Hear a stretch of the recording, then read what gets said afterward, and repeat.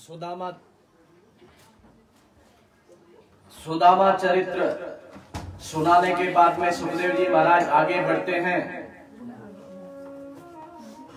वो परीक्षित को कहते हैं कि एक बार सरस्वती नदी के तट पर महात्माओं की सभा हुई। उसमें यह प्रश्न उठा कि ब्रह्मा विष्णु महेश इन तीनों देवताओं में से सबसे बड़ा कौन है। भृगु ऋषि प्रतिनिधि बनाए गए, वे जांच करके बताएंगे कि इन तीनों में से बड़ा कौन है। भृगु ऋषि को यह व्यवस्था सौंप दी गई कि तीनों की परीक्षा करके आपको बताना है कि तीनों में से कौन बड़ा है। यह सोचकर सबसे पहले वे ब्रह्मा जी के पास गए। ब्रह्मा जी ने सोचा कि मेरा बेटा आया है, बड़ी खुशी की बात है। लेकिन भृगु ऋषि जी ब्रह्मा जी के सामने खंबे की तरह तन कर खड़े हो गए। ना तो पिता ब्रह्मा जी के सामने सिर झुकाया, ना हाथ जोड़ा और ना प्रणाम किया। भृगु जी की यह अशिष्टता देखकर ब्रह्मा जी को बहुत क्रोध आया। लेकिन करे तो क्या करे, श्राप दे या दंड दे, समझ में नहीं आ रहा था। क्योंकि जब ब्रह्मा जी को भी अपने बेटे की बात तो सहनी ही पड़ती थी, तो भागवत की ये शिक्षा मिलती है कि घर वाले सगे संबंधी भी ज्यादा सहन करवाते हैं।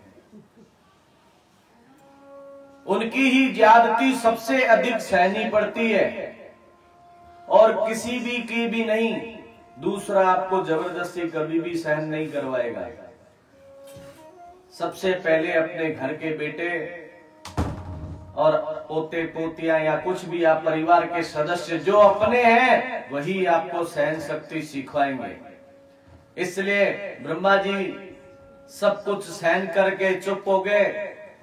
भृगु जी से कुछ छिपा नहीं रहा, क्योंकि वो तो परीक्षा लेने आए हुए, और परीक्षा लेने आता है उस आदमी के अंदर योग्यता होती है कि वहां पर क्या हुआ और क्या नहीं, सब बातें उन्होंने नजरों ही नजरों से अपने पिता की बातें समझ ली थी। अब वे वहां से लौटकर शंकर भगवान के यहाँ कैलाश में जाते हैं। शंकर भगवान भृगु जी को देखकर दौड़ कर आते हैं कि मेरा भाई आया है। उसके लिए मिलने के लिए दौड़ते हैं और गले लगाने की कोशिश करते हैं। भृगु जी बता रहे हो मुझे छूना मत, दूर है। तुमने अपने गले में खोपड़ी की माला लटका रखी है और सिर में चित्ता की भस्म लगाते हो, सांपों के आभूषण की तरह लेपटे फिरते हो। मैं एक शुद्ध ब्राह्मण हूं, दूर रहे, अशुद्ध हो जाऊंगा। सुनकर शंकर भगवान को क्रोध आता है और वे त्रिशूल लेकर भृगु जी को मारने के लिए दौड़ते हैं। पर धर्म पत्नी हमेशा गलत कार्य करने के लिए रोकती है, इसीलिए उसको धर्म पत्नी कहा जाता है। धर्म का आचरण सिखाने वाली पत्नी ही धर्म पत्नी है। ऐसा नहीं है कि धर्म पत्नी धर्म का आचरण नहीं सिखाती हो, नहीं। कहने का तात्पर्य यह है कि जो धर्म का आचरण सिखाती है वही धर्म पत्नी। और हमारी जगदम्बा पार्वती ने भी यही किया। शंकर भगवान के पांव पकड़ लिए और उनको बोले कि महाराज ब्राह्मण है भाई, भाई है आपका, पर ब्राह्मण भी है, इनको मत मारो। शंकर भगवान ने भृगु जी को छोड़ दिया। दोनों की परीक्षाएं ले ली गई। अब वहां से चलकर भृगु ऋषि विष्णु भगवान के बैकुंठ में पहुंचते हैं। उन्होंने ना तो द्वारपालों को देखा और न लक्ष्मी जी की ओर। वे सीधे शेष सैया पर विश्राम कर रहे विष्णु भगवान के पास पहुंच गए और उन्होंने वहां चढ़कर भगवान की छाती पर लात जमा दी। विष्णु भगवान ने तुरंत उठकर भृगु जी के पांव पकड़ लिए और बोले सहलाते हुए, हाथ पैरों में मालिश करते हुए कि महाराज मेरी छाती बड़ी कठोर है, परंतु आपके पांव बड़े कोमल रहे हैं, इसलिए आपको चोट तो कहीं नहीं लग गई है। मुझे मालूम है कि आप पधार रहे हैं, तो मैं आपकी आगवानी जरूर करता, आपका स्वागत जरूर करता। अब तो विष्णु भगवान का यह विनम्र व्यवहार देखकर भृगु जी आनंद में मग्न हो जाते हैं। बोले कि जो क्षमाशील है वही इस भगवान का स्वरूप है, जो किसी दूसरे को क्षमा कर सकता है वही सर्वश्रेष्ठ है। जिसको बात बात में क्रोध आता है वह कभी भी पूजनीय नहीं हो सकता। अंत में महात्माओं ने सर्वसम्मति से यह निश्चय किया कि विष्णु भगवान ही पूज्य है। उसके पश्चात 10वें स्कंद के अंतिम अध्याय में सुखदेव जी महाराज परीक्षित को भगवान कृष्ण की लीलाओं के विहार का वर्णन बताते हैं कि भगवान श्री कृष्ण की पत्नियों को प्रेम के अधिक प्रेम के कारण प्रेम वैचित्र्य हो जाता है और प्रेम में विचित्रता भी हो जाया करती थी। विचित्रता का अर्थ होता है विपरीत चित्तता अर्थात भ्रम, हम उसको वहम कह सकते हैं अपनी भाषा में। उनकी पत्नियों को ऐसा वहम हो जाता है कि वे श्री कृष्ण के पास रहने पर भी उनके दूर चले जाने का चिंतन करने लगती थी। उनको भान होने लगता है, भ्रम होने लगता है कि समुद्र श्री कृष्ण के प्रेम में ही उछल रहा है, पर्वत श्री प्रेम के कृष्ण के प्रेम में स्थिर हो रहे हैं और क्रूरी पक्षी श्री कृष्ण के विरह में विलाप कर रहा है। हंस जो है वो श्री कृष्ण का संदेश लेकर आया है। इस प्रकार वे श्री कृष्ण की पत्नियां संयोग में वियोग देखती और वियोग में भी संयोग का अनुभव करती। लेकिन श्री कृष्ण की मुख्य पटरानी रुक्मिणी जी की स्थिति कुछ और ही थी। उनको मानसिक वियोग का अनुभव कभी नहीं होता था, वे हमेशा संयोग का ही अनुभव करते थी। श्री कृष्ण ने उनको एक बार उनके मान के समय किसी दूसरे से विवाह कर लेने की बात कह दी थी। थोड़ी देर पहले बताया था कि उन्होंने कह दिया था कि अगर तुमको लगता हो तो तुम जाकर किसी दूसरे से विवाह कर सकती हो। उसका परिणाम यह हुआ कि उनमें कुछ क्षणों के लिए वाचिक विनियोग की भावना का उदय हो गया और वे मूर्छित हो गए। इस प्रकार श्री कृष्ण की लीला में प्रेम की 3 घाटियां हैं। एक रुक्मिणी जी का प्रेम, दूसरा उनकी सभी अन्य पत्नियों का प्रेम और तीसरा गोपियों का प्रेम। गोपियों में भी श्री राधा रानी का प्रेम, जिसमें भगवान श्री कृष्ण कभी भी एक क्षण के लिए भी अलग नहीं होते। अंत में सुखदेव जी महाराज का कहना है कि हे परीक्षित, भगवान श्री कृष्ण इसलिए लीला करने आए थे कि उस लीलाओं को लोग सुने, गाएं और चिंतन करें, फिर उसकी मधुरता में इतने डूब जाएं कि उनको संसार का भान ही न रहे। इसी कारण 10वें स्कंद को निरोध स्कंद कहा जाता है। इसमें मनुष्य अपने आप को इस प्रकार डुबो दे कि संसार के दुख क्लेश उसके हृदय में प्रवेश न कर सके। भगवान श्री कृष्ण अवतार लेकर अपनी सारी की सारी लीलाएं इसलिए करते हैं कि सबके मन उसकी ओर आकर्षित होकर उसी में लीन हो जाए। अंत में सुखदेव जी महाराज 10वें स्कंद में कहते हुए जय ध्वनि करते हैं कि यदुवंश शिरोमणि भगवान श्री कृष्ण की, देवकी नंदन भगवान श्री कृष्ण की, नंद नंदन भगवान श्री कृष्ण की, गोपी वल्लभ भगवान श्री कृष्ण की, सबका कल्याण करने वाले भगवान की। सुखदेव जी महाराज 10वें स्कंद को पूर्ण करने के पश्चात जैसे उन्होंने कहा था कि भागवत का इस 11वां स्कंद उसको मुक्ति स्कंद कहते हैं।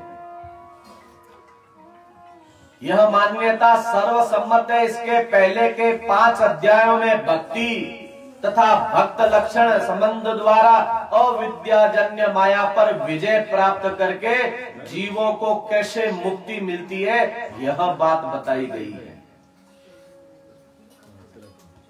सुखदेव जी महाराज कहते हैं कि हे राजन, भगवान श्री कृष्ण ने पहले तो यदुवंशियों और पांडवों आदि के द्वारा आसुरी शक्ति संपन्न दैत्यों और दानवों का विनाश करवाया और अंत में अपनी स्वरूप स्थिति के लिए यदुवंशियों एवं पांडवों को भी विरोध कर दिया, पांडवों का भी विरोध कर दिया। हथकड़ी बेड़ी चाहे लोहे की बनी हो या सोने की, बांध दी तो वो हाथ पावी है। बेड़ी चाहे सोने की बना लो और चाहे लोहे की बना लो, बांधना है।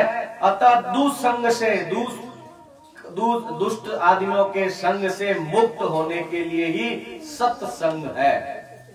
सत्संग से भी मुक्त होने के लिए अपनी स्वरूप स्थिति है। इसी लीला को प्रकट करने के लिए भगवान श्री कृष्ण ने पहले पांडवों के द्वारा दुष्ट वृत्तियों का नाश करवाया। अंत में रह गए कौन? यदुवंशी। वे आपस में ही एक दूसरे से लड़कर नष्ट हो गए। जब विनाश का समय उपस्थित हुआ तब श्री कृष्ण के बच्चे उन महात्माओं के पास परीक्षा लेने गए। महात्माओं की परीक्षा लेने के लिए उनके पास जाते हैं। जिनकी पूजा करते थे श्री कृष्ण, उनके पास जाते हैं। उन बच्चों ने जामवती नंदन सांब को गर्भवती स्त्री का वेश धारण करवाकर महात्माओं से पूछा कि इसके बेटा होगा या बेटी। चूंकि सांब का जन्म सूर्य भगवान के आशीर्वाद से हुआ था, इसलिए वह बहुत सुंदर था। उसको देखकर उत्तम कोटि की स्त्रियां भी मुग्ध हो जाती थी। लेकिन महात्मा लोग उनको पहचान गए क्योंकि वे त्रिकालदर्शी थे। भगवान की इच्छा को जानते थे कि भगवान को अब क्या करना है। उन्होंने समझ लिया कि जब भगवान के वंश में पैदा होकर इन बच्चों के मन में इतनी अश्रद्धा हो गई है, तब अवश्य ही भगवान इनको समेटना चाहते हैं। इसलिए महात्मा लोग बोले कि मूर्खों, न बेटी होगी न बेटा होगा। तुमने ये जो पेट में कपड़े लत्ते बांधकर फूला रखा है, इसमें एक मूसल निकलेगा जो तुम्हारे वंश का नाश कर देगा। अब तो यदुवंशी बालक डर गए, परंतु उन्होंने भगवान श्री कृष्ण को कुछ नहीं बताया। उन बालकों ने उग्रसेन जी के सामने जाकर सारी घटना बताई। उग्रसेन ने भी कृष्ण को कुछ नहीं बताया और कह दिया कि इस मूसल को चूर चूर करके समुद्र में फेंक दो। बालकों ने सबने वैसा ही किया। वहां उसी मूसल के चूर चूर किए हुए उन हिस्सों से ही एरक नाम की मूसल की एक बड़ी घासी बच गई थी, जो जरा नाम के व्याध के पास में रह गई। जरा माने, जरा किसको बोलते हैं? बूढ़ापे को। वो सबके जीवन में आती है, सब चीजें बूढ़ी होती है। जवानी का अंत भी जरा ही है, बूढ़ापा ही है। वही जरा व्याध बनकर आ गई और भगवान श्री कृष्ण के लीला संवरण करने के निमित्त बन गई। भगवान श्री कृष्ण संतुष्ट हुए कि उनके मन में जो बात थी वह पूरी की पूरी हो जाएगी। इसके बाद में सुखदेव जी परीक्षित से कहते हैं कि इसके आगे का प्रसंग जो है वो नारद जी और वसुदेव जी के संवाद के रूप में प्रसिद्ध है। उन्होंने कहा कि भगवान के मिलने से काम नहीं बनता।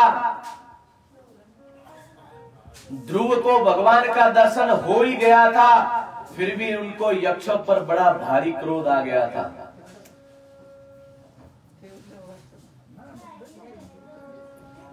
महाभागवत स्वयंभू मनु ने भी उनका क्रोध शांत किया और पृथु को भी भगवान के मिलने के बाद में क्रोध आ गया। प्रचेताओं को भी भगवान शंकर और भगवान विष्णु दोनों के दर्शन प्राप्त हुए, लेकिन उसके बाद भी उनको बड़ा भारी क्रोध आ गया। जब नारद जी ने उनको उपदेश दिया था तब उन्हें तत्व ज्ञान हुआ। इसी प्रकार युधिष्ठिर का शोक भगवान श्री कृष्ण से दूर नहीं हुआ। जब उनको भीष्म पितामह ने उपदेश दिया तब वे शोक निवृत्त हुए थे।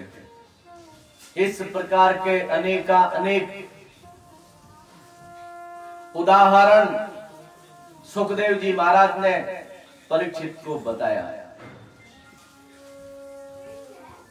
उन्होंने कहा कि नारद जी को कहीं पर टिकने का जो श्राप दक्ष ने रखा था, वो श्राप एक जगह ही नहीं लगता था। कौन सी जगह थी वो, पता है किसी को? वो जगह थी द्वारिका। वहां पर वो टिक सकते थे, इसके अलावा इस भूलोक में कहीं पर भी वो टिकते नहीं थे। इसलिए वे विदा कर देने पर भी बार बार द्वारका में आते रहते थे। नारद जी भगवान के इतने प्रेमी कि किसी न किसी बहाने वहां पर आ जाते। बात यह थी कि कृष्ण बड़े ही हैं, विचित्र हैं वो, और उनके दर्शन करने का बार बार नारद जी को मन में आता था और वे वहां पहुंच जाते थे। एक दिन जब नारद जी इधर उधर घूमकर फिर आए, तब भगवान ने उनको वासुदेव जी के पास में भेज दिया। वासुदेव जी ने उनका बड़ा स्वागत सत्कार किया और कहा, महाराज मैंने पहले जन्म में भगवान की इसलिए आराधना की कि मुझे पुत्र रूप में प्राप्त हो। उस समय मैं उनकी माया से मोहित था, अब आप मुझे उस माया से छुड़ाइए और ऐसा उपदेश दीजिए कि मेरा परम कल्याण हो। नारद जी वसुदेव जी की बात सुनकर बड़े प्रसन्न होते हैं, पर उनके मन में एक और बात थी। वह बात यह थी कि वासुदेव जी को श्री कृष्ण का तो दर्शन होता है और मैं इनके पुत्र श्री कृष्ण का आशिक हूं, इन पर आसक्त हूं।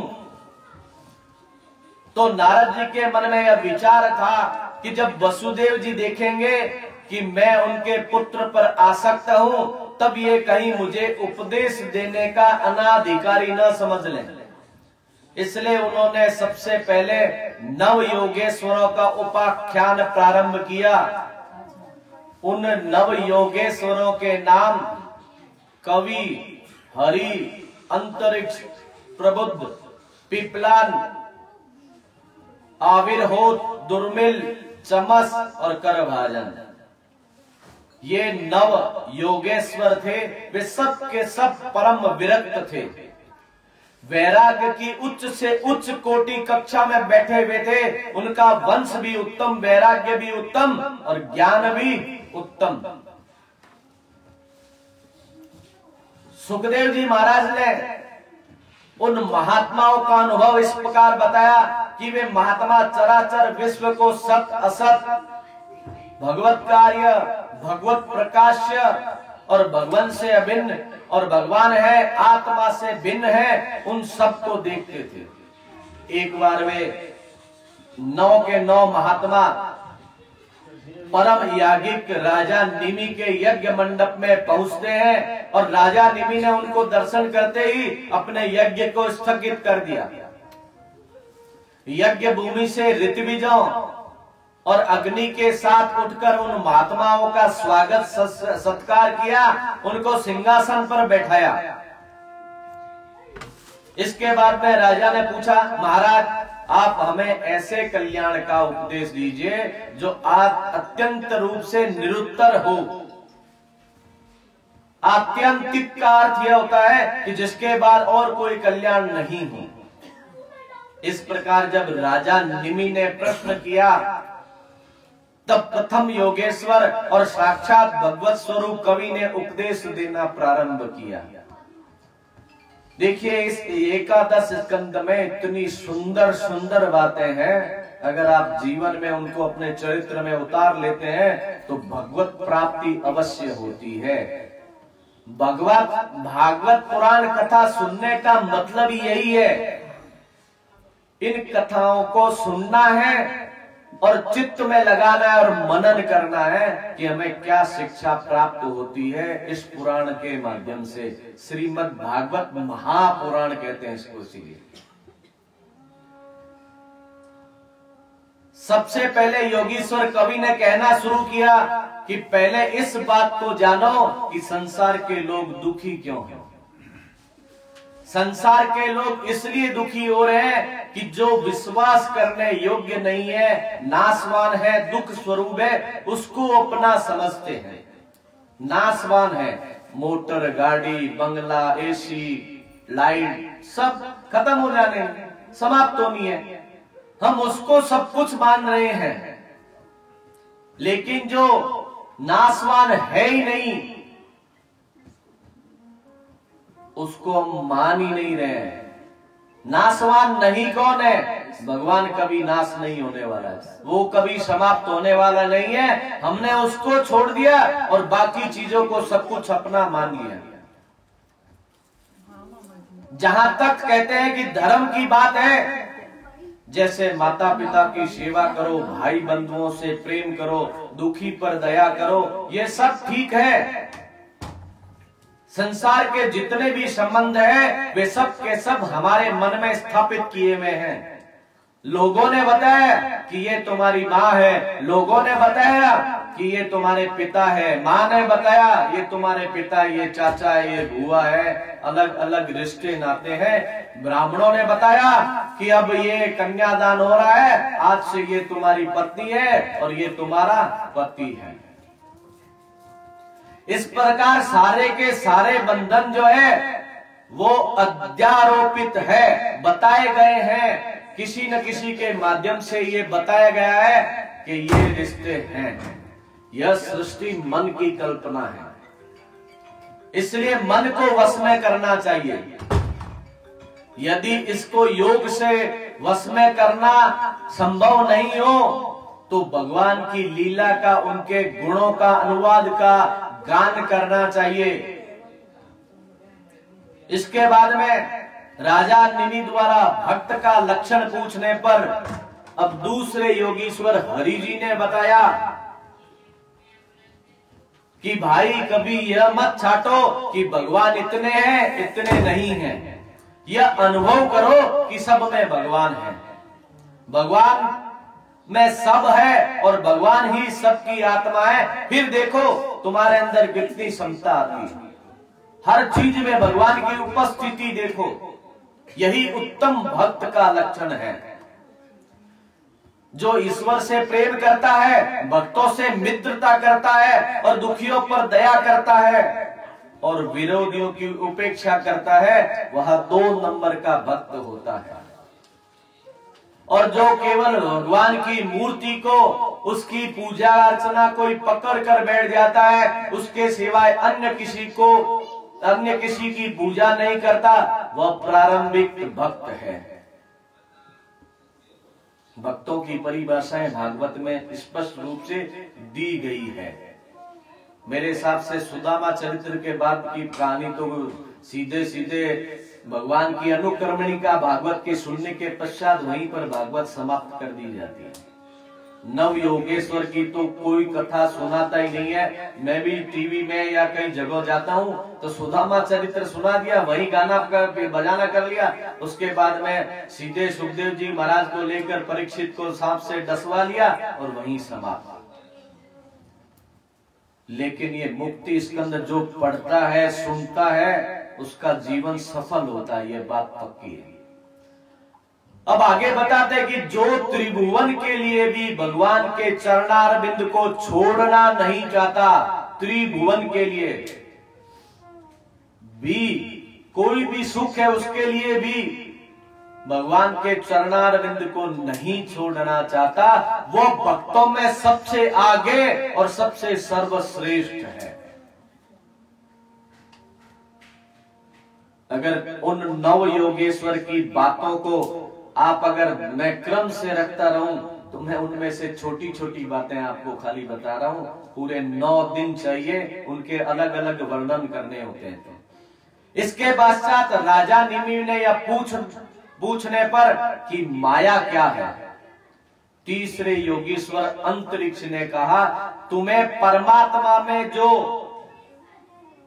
दूसरी चीजें दिखाई पड़ती है, जैसे सृष्टि, स्थिति, प्रलय, उसी का नाम है माया।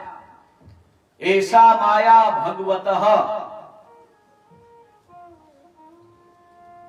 इसके बाद में निमि ने प्रश्न किया, किस माया से छूटने का उपाय क्या है? तो इसका उत्तर देते हुए चौथे योगीश्वर प्रबुद्ध जी बोले कि पहले संसार को दुख स्वरूप समझना चाहिए और फिर उसको सद्गुरु की शरण लेनी चाहिए।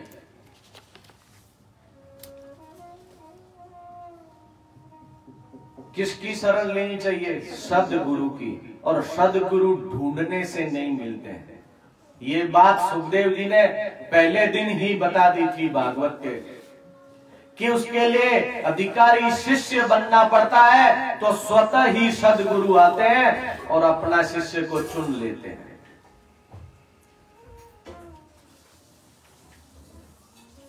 सदगुरु और शिष्य, उसकी कुछ छोटी मोटी बातें हैं, मैं आपको समझाने की कोशिश कर रहा हूं। जन्म जन्म के सत संस्कार जब अभिव्यक्त होकर इस अवस्था में आते हैं कि उन पर आकर्षण के रूप में भगवत कृपा का प्रभाव पड़ सके, तब मनुष्य के हृदय में यह लालसा होती है कि मुझे अपने परम लक्ष्य परमात्मा को प्राप्त करने के लिए साधन करना चाहिए। साधन का मतलब उनका भजन करना, पूजा करनी है, उनको हृदय में, चित्त में स्थापित करना है। इसलिए मुझे अपनी संपूर्ण शक्ति लगा देनी चाहिए।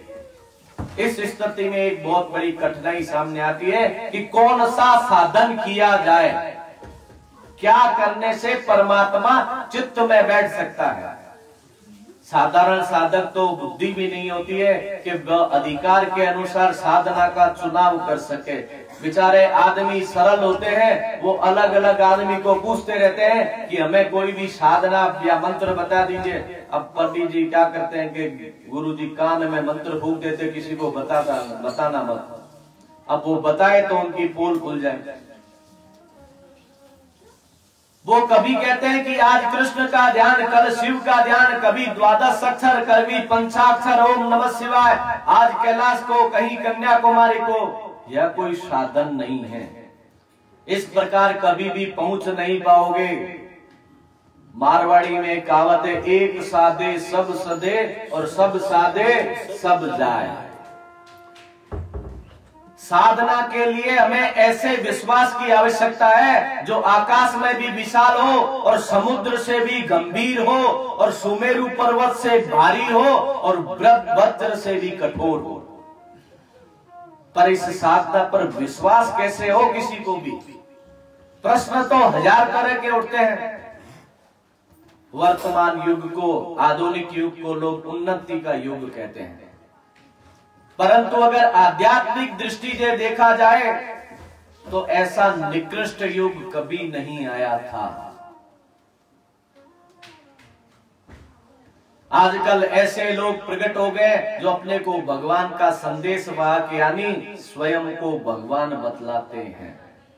बहुत से महात्मा अपने को इस व्यास गद्दी या किसी भी व्यास गद्दी पर, आसन पर बैठकर घोषित करना शुरू कर देते हैं कि हमसे बड़ा कोई नहीं, हम साक्षात भगवान के अवतार हैं। उन्होंने अपनी लीलाएं और अपनी वर्णन जो है 40 तक बना रखी है। उनका अंत भी आप देख रहे हैं कि उनका अंत भी कैसा होता है। एक तो महाराज आज तक जेल में ही पड़े हैं, तो अपने कर्मों का फल अपने आप सबको भोगना पड़ता है। कोई किसी के कर्मों का, दूसरे का कर्मों का किया गया फल नहीं भोगेगा। खुद करोगे, खुद को भोगना है। अब ऐसी स्थिति में किस पर श्रद्धा की जाए और किसकी बात मानी जाए? कैसे विश्वास किया जाए कि अमुक आदमी जो बात बता रहा है वो सत्य है या नहीं है, ठीक है या गलत है? अब आंख बंद करके संसार की ओर सचमुच अंधा होकर भगवान की ओर चलना चाहता है आदमी। दूसरी बात यह है कि प्राय वे लोग हमेशा, जैसे ऐसी सोचने वाले लोग जो हैं बेचारे हमेशा ठगे जाते हैं, जो दूसरों को ठगना चाहते हैं। यही बात श्रद्धावान के संबंध में भी है। उसको कोई धोखा दे नहीं सकता। उसे तो केवल अपनी श्रद्धा संपत्ति की रक्षा करनी चाहिए। तब कहते हैं कि किसी पर यूं ही श्रद्धा कर लेनी चाहिए क्या? कुछ छानबीन नहीं करनी चाहिए क्या? बोले अवश्य करनी चाहिए। शास्त्र ये कहता है कि उसके बारे में पहले मंत्र लेना है या उसकी श्रद्धा सत्य है या नहीं है, पहले उसकी परीक्षा कर लेनी चाहिए। गुरु करने के पहले तो अवश्य ही कर लेनी चाहिए। शास्त्र ये बात कहते हैं, बिना जाने पहचाने कभी भी गुरु मत बनाइए। हर कोई आदमी, जैसे मैं मीठी मीठी बातें करके आपको सुना रहा हूँ, बोले जितेंद्र जी तो इतनी बड़ी बड़ी बढ़िया बढ़िया बातें बता रहे हैं, हम तो इनको ही गुरु मान लेते हैं। नहीं, शास्त्र ये कहता है हमें ऐसा कतई नहीं करना है। किसी की मीठी मीठी बातें और ज्ञान की उल्टी सीधी बातें सुनकर उसको गुरु स्थापित नहीं करना है, क्योंकि गुरुदेव के नाम श्रवण, दर्शन, आलाप और श्रवण मात्र से ही प्राणों में शांति का संचार होने लगता है। चिर दिन की, कई दिनों की प्यास जो है वो बुझने लगती है। घोर अतृप्ति में भी तृप्ति का अनुभव होने लगता है। जिनकी प्रतीक्षा थी, जिनके लिए प्राण फल फला रहे थे, जिनके बिना मनुष्य अंधे की भांति भटक रहा था, उन्हीं के मिलने पर हृदय शीतल ना हो जाए, ऐसा कभी हो नहीं सकता। गुरु तो उस योग्य लायक है। सर्वश्रेष्ठ और सद्गुरु वैसे होते हैं। गुरुदेव की यह सबसे बड़ी पहचान है, परंतु यह पहचान भी सर्वसाधारण के लिए व्यावहारिक नहीं है। कईयों को चिरकाल से भ्रम हो जाता है कि मैं एक दीनहीन कंगाल भिक्षुक हूँ, उसको स्वरूप अधिकार का ज्ञान करवाकर स्वपद पर सम्राट के रूप में, किसी राजकुमार के मन में यह वहम हो जाता है कि मैं आगे चलकर सम्राट के रूप में प्रतिष्ठित करने वाला ही गुरुदेव ही है। शिष्य गुरु का उत्तराधिकारी है। गुरु का ज्ञान हो शिष्य के रूप में अभिव्यक्त हुआ है, क्योंकि शास्त्र कहते हैं कि गुरु की महिमा केवल शिष्य ही समझ सकता है। गुरु साक्षात परम ब्रह्म, कोई उन्हें जान नहीं सकता, क्योंकि वे अपने आप को गुप्त रखते हैं। वे परम कृपालु है, क्योंकि कृपा परवश होकर ही उन्होंने जीव के उद्धार की लीला का विस्तार किया। जब वे मेरे हृदय की बात को जाते हैं, उनको पूर्ण करने की शक्ति रखते हैं, तब वे परम कृपालु से पूर्ण किए बिना नहीं रह सकते। यही उनका स्वरूप है। परमात्मा के हो समान गुरुदेव के लक्षण भी अनिर्वचनीय है। लोक व्यवहार के लिए शास्त्रों में उनके लक्षण का वर्णन भी बताया गया है।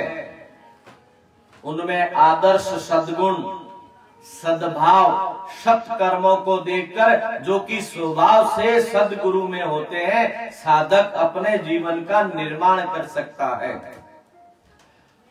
और उनको पहचान कर महापुरुष के रूप में उनकी शरण ग्रहण करके अपना जीवन सफल करना चाहिए। अब कहते हैं कि सद्गुरु कैसा होना चाहिए।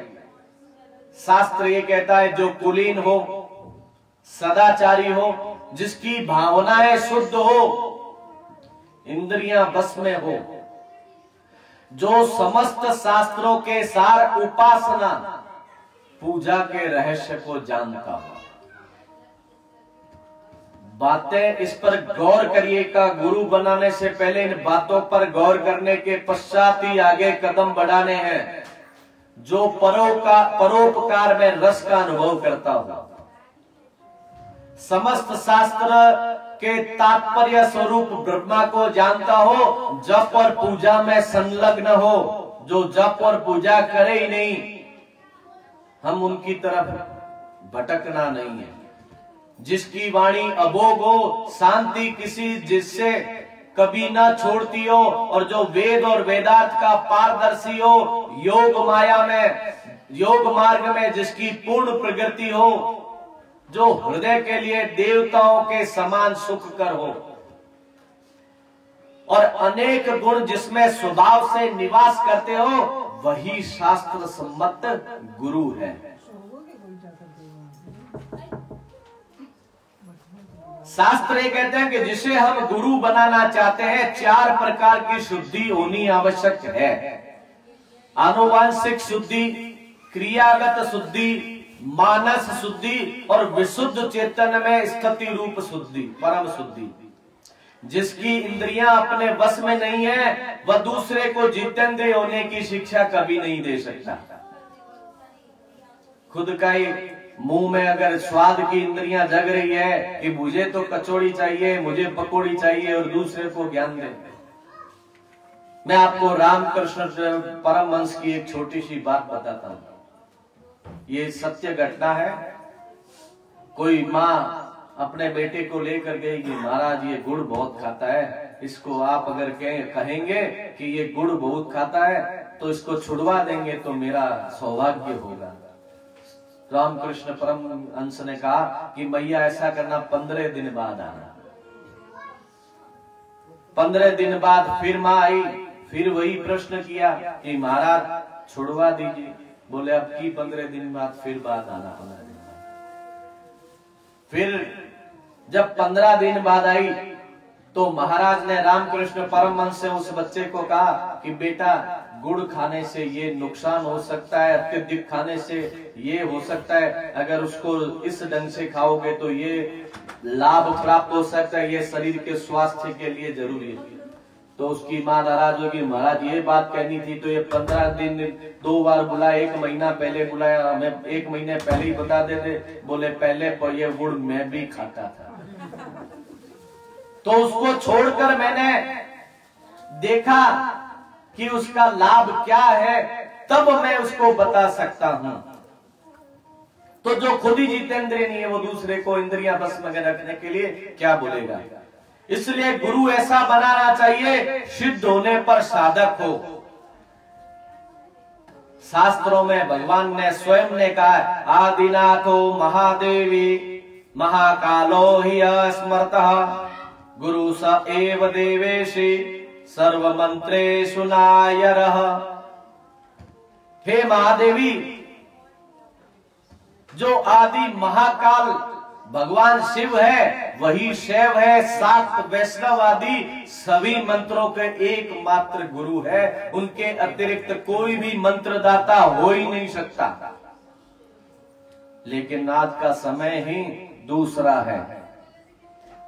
पहले गुरु वर्षों तक शिष्य की परीक्षा करते थे, तब जाकर उसको स्वीकार करते थे, परंतु इस कलयुग में तो गुरुओं की भरमार हो गई है। जैसे बाजार में दलाल अपनी दुकानों पर लाने के लिए ग्राहकों को परेशान करते हैं, वैसे ही गुरु कहलवाने लगे लोग भी अपना शिष्य होने बनाने के लिए लोगों को तरह तरह के लिए लोभ प्रलोभित करते हैं। और आजकल तो देखते हैं कि कई जगहों पर फीस रख दी जाती है कि उस जगह आपको साधना आराधना करनी है, उसका एक मूल्य है, आपको चुकाना होगा, तब आपकी यहाँ एंट्री होगी। हालत तो ये है। वहां कहाँ मोक्ष होगा और कहाँ हमारी मुक्ति होगी और कहाँ हमें परमात्मा मिलेगा। क्योंकि जिस परमात्मा को प्राप्त करने के लिए हमने उनके मूल्य तय कर दिए,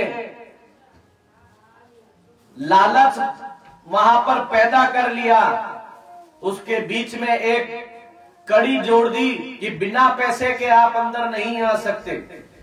आप अगर इतना 3000-4000 रुपए हमारे शिविर का पहले जमा करवाते हैं तो आपको किट मिलेगी, किट के बाद में आपको अंदर आना पड़ेगा। तो उस परिस्थिति में कहां आपको और हमें भगवान प्राप्त होंगे? कभी नहीं। क्योंकि कहा हुआ है कि अशुद्ध पात्र में अच्छी चीज रख दी जाए तो वह भी बिगड़ जाती है। पीतल में दही रख दे तो काम का रहता है क्या? और वही कांसी की कटोरी में रख दिया जाए तो दही काम करता है ना, खराब होता है क्या? अलग अलग पात्र दोनों ही है, दोनों ही पीले कलर के हैं, लेकिन अपने अपने गुण हैं। इसलिए शिष्य की भी परीक्षा आवश्यक है। सब संक्षेप में यदि यह कह दिया जाए कि जो सदगुरु को परमात्मा के रूप में पहचान कर शरीर धन और प्राण उनके चरणों में निवेदन करके उनके ज्ञान और सिद्धि को प्राप्त करने की चेष्टा करता है, वही शिष्य है। शिष्य के लक्षण शारदा तिलक में भी पूर्ण रूप से लिखे गए हैं। जो कुलीन हो और सदाचारी हो, सिद्धि के लिए तत्पर हो, वेद पाठी हो, चतुर हो और काम वासना से रहित हो, आस्तिक हो, नास्तिकों का संग छोड़ चुका हो और अपने धर्म में प्रेम रखता हो, जो गुरु के पास दास की भांति निर्वास करना जानता हो, जो मंत्र और पूजा के रहस्यों को गुप्त रखता हो और त्रिकाल नमस्कार करता हो, वही शिष्य के रूप में स्वीकार करने योग्य है, दूसरा नहीं। क्योंकि जो सब गुणों से युक्त होता है वही शिष्य होता है। अब कहते हैं कि गुरु के पास, गुरु के सामने किस प्रकार रहना चाहिए, इसके लिए शास्त्रों में क्या कहा गया है। प्रणाम करके पास बैठे या आज्ञा लेकर वहां से जाए, उनकी आज्ञा की प्रतीक्षा करता वही उनकी सेवा करें, आदर भाव से उनकी आज्ञा का पालन करें, कभी भी उनके सामने झूठ ना बोले, उनके सामने बहुत ज्यादा ना बोले और काम क्रोध लोभ मान हंसी स्तुति चपलता कुटिलता गुरु के सामने कभी ना करे, ना रोए ना चिल्लाए। कल्याणकारी शिष्य को गुरु से ऋण लेना और देना और वस्तुओं का क्रय विक्रय भी कभी नहीं करना चाहिए। जिसको गुरु बना लेते हैं उनके बीच में कभी भी ऋण लेना देना कभी भी नहीं चाहिए। ये हकीकत है कि आज के जो बड़ी बड़ी ब्याज गद्दियों पर बैठकर पैसा आता है वही उन सेठों के यहाँ वापस ब्याज पर चलता है। ये कड़वा सत्य है और वो उनके प्रमोटर होते हैं, एक तरह से पैसा कमाने का साधन कि बड़े बड़े पैसे कैसे इकट्ठे किए जाए और हमारी कंपनियों में उनको कैसे लगाया जाए, यही हकीकत है। योग्य नहीं होते हैं ऐसे लोग कभी भी।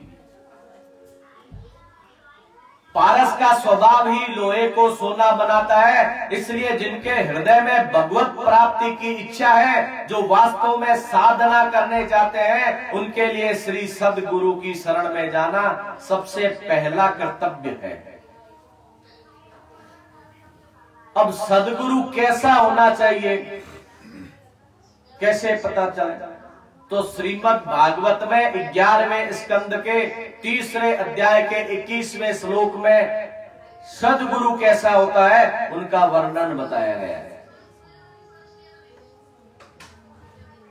तस्माद् गुरुं प्रपद्येत जिज्ञासु श्रेय उत्तमम् शाब्दे परं च निष्णान्तम् ब्रह्मण्योपमाश्रयम्। गुरु हमेशा जिज्ञासु की जिज्ञासा को शांत करने में महारथी हो।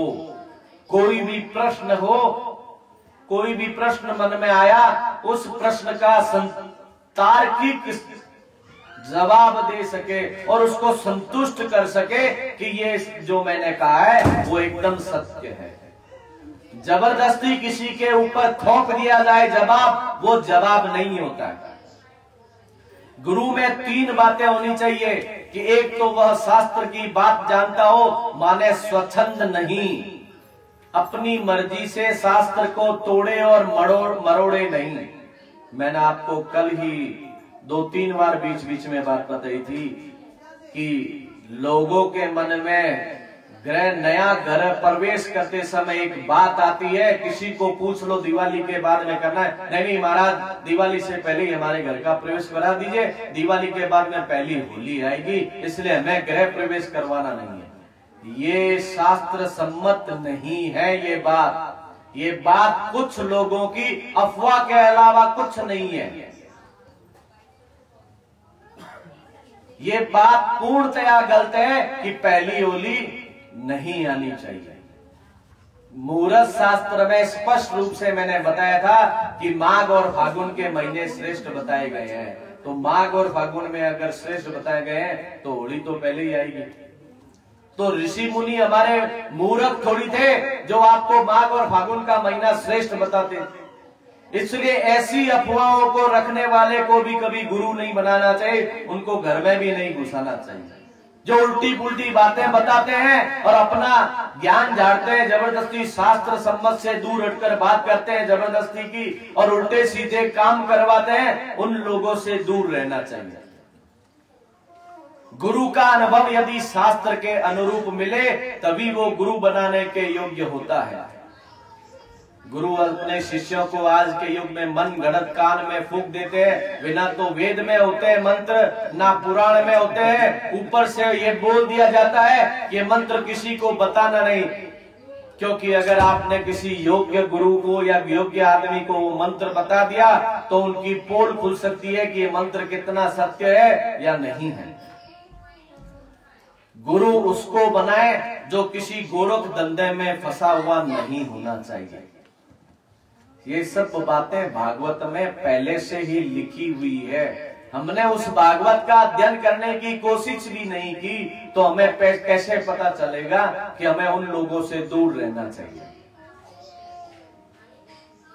श्रीमद् भागवत पुराण में स्पष्ट लिखा हुआ है कि सदगुरु से आप क्या क्या शिक्षा ग्रहण कर सकते हैं, उनसे क्या सीख सकते हैं, सूची भागवत आपको देता है। सदगुरु से सीख क्या सकते हैं? सबसे पहले लिखा है सर्वतो मनसो असंगम। संग माने आसक्ति, यानी उनका मन किसी से और कहीं भौतिक वस्तुओं का संग न कर पावे। भगवान ने गुरु के द्वारा जो साधन बताए हैं, जप है, पूजा है, ध्यान है, आराधना है, कीर्तन है, उसके सिवा यदि दूसरी जगह आपकी आसक्ति होगी तो आपका पतन जरूर होगा। ये गुरु से आपको सबसे पहले सीखना है। आदो संगम च साधुसो। अपनी सोसाइटी बदलनी हो तो पहले नाचने वालों की सोसाइटी छोड़कर सत्संगियों साधुओं की सोसाइटी में आना होगा, क्योंकि आजकल सोसाइटी जो है वो पार्टियों की ज्यादा बन गई। कथा और सत्संग की जो सोसाइटी थी वो धीरे धीरे समाप्त हो गई है, क्योंकि लोग भी जो इसमें बैठे हैं, जो सनातन धर्म का डंका बजाने का नाम लेकर मंडपों में बैठे हैं, वे खुद ही वैसे ही हैं, वैसी ही सोसाइटियां बनाकर हमारे और आपके बीच आए हुए हैं। शराब पीने वालों की सोसाइटी छोड़कर भगवान का चरणामृत पीने वालों की सोसाइटी में शामिल हो जाओ। आगे कहते हैं दया मैत्री प्रसयम च भूतेश बद्धा यथोचित्तम। दुखी लोगों पर दया करनी चाहिए और सुखी से मैत्री करनी चाहिए। आपको कोई दुखी मिले तो उससे इतनी मैत्री भी मत जोड़ लेना कि उसका दुख आपको दबा ले, और इसलिए उसके दुख को दूर तो करो, उसके बदले उसी के समान तुम खुद दुखी मत बन जाओ। कि भी उसका तो दुख है, उसको कोशिश करके उसके दुख को कम करने की कोशिश करते हैं। उसके दुख को अपना दुख बना लिया तो वो तो दुखी है ही और खुद भी दुखी हो जाओगे। इस चीज को हमें करना नहीं है। शोचम तपस्तितिक्षाम च मौनं स्वाध्याय मार्जवम ब्रह्मचर्यम अहिंसाम च समत्वम द्वंद्वम संज्ञेयो। सोच माने पवित्रता। कौन सी पवित्रता? बाहर शरीर की पवित्रता भी, और अंदर माने हृदय अंतःकरण की पवित्रता से अपने दोषों को दूर करना। सोचम तप, तप मना तपस्या माने कष्ट उठाकर भी अपने धर्म का पालन करना। तितिक्षा, तितिक्षा माने सहन शक्ति करना और क्षमा करना। कोई कितना भी अपराध करे और दंड देने का सामर्थ्य होने के बावजूद भी उसको दंड नहीं देकर उसको समझा बुझाकर उसको क्षमा कर देना। मौनम, मौन का मतलब ये नहीं है कि हर बात में मौनम, व्यर्थ की बात नहीं करना। मौन रहकर बहुत कुछ सीखना दूसरे से। स्वाध्याय, यानी आपको गुरु द्वारा मिले मंत्र और उनके द्वारा बताए गए पाठ का नियमित पाठ करना ही स्वाध्याय है। आर्जवम माने सरल जीवन व्यतीत करना। जीवन की सरलता यह है कि मन, वाणी और शरीर के आचरण में एक रूपता लाना। ब्रह्मचर्यम, ब्रह्मचारी को ब्रह्मचर्य का पालन करना चाहिए, यानी जिनके हृदय में वासना हो उन चीजों का त्याग कर देना चाहिए। वे चीजें कभी भी खानी नहीं चाहिए। अब कई बार कहते हैं कि कई पंडित जी जो है, हम जैसे मैं बचपन से आज तक लहसुन प्याज कभी नहीं खाया मैंने, क्योंकि हमारे बीकानेर के हम लोग पुष्करना ब्राह्मण हैं, हमें यही शिक्षा दी जाती है कि आपको लहसुन प्याज खाना नहीं है। ये संस्कार हमें पहले से दिया हुआ है। हम पूछते हैं उनको, भाई क्यों नहीं खाना चाहिए, और भी तो ब्राह्मण खाते हैं, तो वो कहते थे हमारे पूर्वज बड़े तपस्वी थे, इसलिए हमें उनका अनुसरण करते हुए तपस्या में लीन रहना है, तपस्या करना है, भगवान की आराधना करना है, तो हमें इस चीजों से दूर रहना चाहिए। अहिंसाम च, किसी दूसरे को कष्ट ना पहुंचाए। जो कुछ सर्दी गर्मी सामने आवे उसको सहन कर लिया जाए। सर्वत्रात्मेश्वरान वीक्षाम केवल्यम अनिकेतताम विविक्ताचीर्वसनम संतोषम येन केन चित्तम। यानी सारे प्रकाश को प्रकाशित करने वाले रूप से अपने आप को देखो। किसको? सारे प्रकाश को प्रकाशित करने वाले, जैसे सूर्य जो तेज, जो एनर्जी हमको दे रहा है, वो प्रकाशित कर रहा है, उसके रूप में ही अपने आप में देखो। मानो कि जो चीज दुनिया में मालूम पड़ती है उसको मालूम करने वाला मैं हूं। केवल्यम अनिकेतताम, केवल्य माने अकेले रहना, भीड़ में नहीं रहना ज्यादा। गुरु के पास रहकर अकेले में जप कैसे करते हैं, कैसे ध्यान करते हैं, वही बात सीखना। अनिकेतताम, घर का अभिमान नहीं रखना चाहिए कि हम इसी घर में रखेंगे। यह सब सीखना चाहिए कि बिना घर के भी कैसे रहा जा सकता है। जितनी जरूरत है उतना ही घर बनाकर हम रखें। कईयों के पास में 20-20 घर रख रखे हैं, फ्लैट रख रखे हैं, तो ऐसा रखने से क्या फायदा? उनको लगता है कि हमारे पोते पड़पोते, जैसे उनको भगवान पर विश्वास ही नहीं है कि भगवान उनको देगा या नहीं देगा, मैं उनके लिए करके चला जाऊं। कभी ये मन में नहीं आया, मैंने कहा ना कि आज के युग में मैंने देखा है कि बड़े से बड़ा आदमी भी घर में जल्दी से मंदिर नहीं बनाता है। जिस भगवान ने उसको सब कुछ दिया वो मंदिर नहीं बनाता है। मंदिर एक कॉर्नर में छोटी सी अलमारी बनाकर बनाया जाता है। बहुत कम घरों में मंदिर बनाया जाता है, छोटा ही हो भले, लेकिन बैठने लायक छोटा सा मंदिर जरूर बनाए, जो एक रूम के रूप में। हम कहते हैं ना कि 4 रूम की जगह अगर छोटा 5वां रूम भी हो, लेकिन उस 5वें रूम में भगवान हमारे स्थापित होने चाहिए। विविक्ता चीर वसनम, पवित्र और थोड़े कपड़ों में कैसे जीवन बसर कर सकते हैं, यह बात गुरु से सीखें। पवित्र और थोड़े कपड़े, थोड़े कपड़ों का मतलब आज के युग में, आधुनिक युग में नहीं, पता ही नहीं चलता है। स्त्रियां जो है आधे आधे कमर के खुले हुए रखते हुए कपड़े पहनती हैं, हाफ पैंट का भी पता नहीं है। ये चीजें कभी सीखनी नहीं है, हमारे संस्कार नहीं है। आजकल के बच्चों को बोल देता, आपको क्या फर्क पड़ता है? घर में किसी को बोल दे बच्ची को कि बड़ों के सामने बैठिए बेटा, बोले क्या मतलब है? आप ये मारते मन में सोचते ही क्यों? अरे कौन सोचता है बड़ा, लेकिन हर माँ बाप की इच्छा रहती है कि उनके बेटे बेटियां जो है संस्कारित रहे। संतोष ये न केन चित्त, जो कुछ जैसा मिल जाए उसी में संतोष कर लेना, यह मानकर कि ईश्वर की बड़ी कृपा, आनंद और प्रेम से जो मिला है वह उसका प्रसाद है। श्रद्धाम भागवत शास्त्रे निंदाम अनंतर चापि मनोवा कर्म दंडम च सत्यम सम दवावपीवा। श्रद्धाम भागवत शास्त्रे मतलब भगवान का वर्णन करने वाला जो शास्त्र है उस पर श्रद्धा करो, क्योंकि भागवत भगवान का ऐसा खजाना है कि उसमें सुख और शांति जब जितना चाहो खींचकर अपने पास ले लो।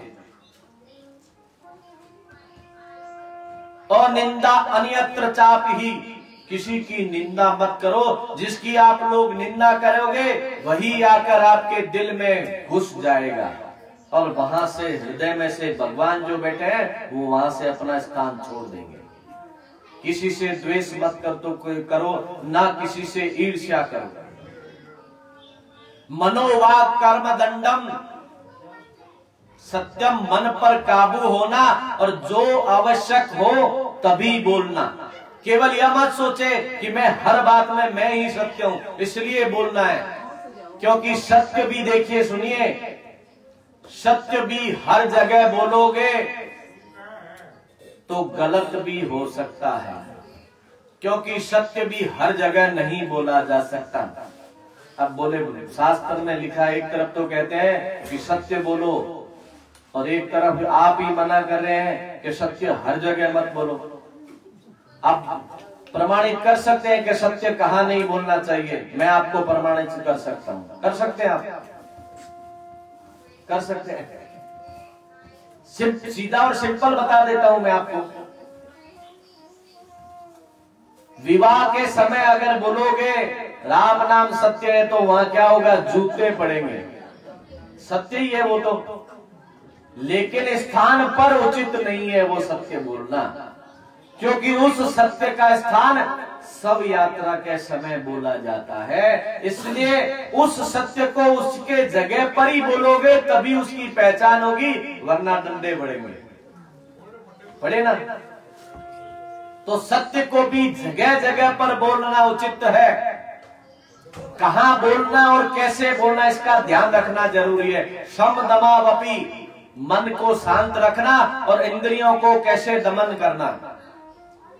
जन्म करण गुणानाम श्रवण शिक्षित, भगवान के जन्म करण और गुण का श्रवण कैसे किया जाए, यानी भागवत, राम कथा और सत्संग के माध्यम से भगवान के चरित्र को सुने और अपना जीवन सार्थक बनावे। हमेशा सत्संग और राम कथा या भागवत करने से पहले विचारों के सबके मन में यही आता है कि महाराज भागवत करवा तो ले, लेकिन जब उनकी लिस्ट पूछते हैं तो उनके बड़े बड़े एक फिक्स रहती है, इतने लाख उतने लाख, अगर इतने नहीं होंगे तो ये कथा नहीं होगी।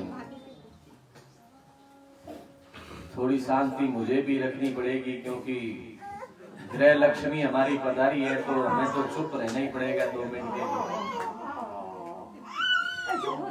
अगर आप नियमित ऐसे ही रोज आएंगे तो मैं कथा ही नहीं कर पाऊंगा।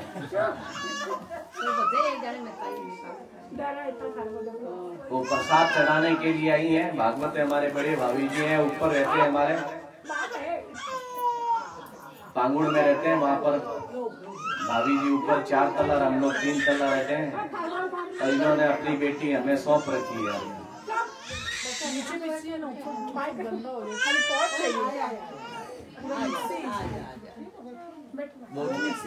अरुणा उनको ला के दे दे, वो बैठने वाले जो है ना छोटे छोटे वो पड़े हैं। अब आगे सुनिए